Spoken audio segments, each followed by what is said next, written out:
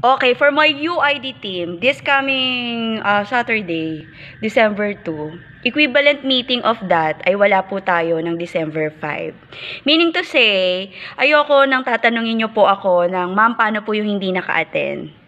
No? Yan po ay part po ng final period. Hindi ko pa alam kung papaano ko siya i-accommodate sa isang column of investment na kung saan lahat po ng a-attend ay meron pong kaukulang grades or points. Kasi depende po yan sa aking magiging takbo pa ng mga remaining lessons natin and activities. So, sinisiguro ko na we have activities sa lahat ng makaka-attend para magkaroon po ng points dito po sa ating darating na seminar.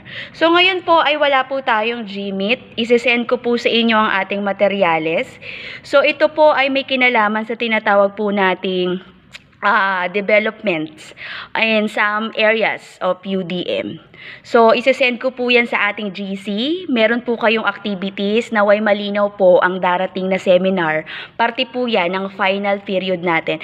At sinasabi ko sa inyo, meron po silang pinopropose na portfolio. Sa video 2 po, ang explanation po at anong hinihingi ko sa ating title box na UDM Development Part 1. UDM Development Part 1 po ang title box at ito po ang dapat kong mabasa sa dalawang materyales na ang screenshot po ay dalawa.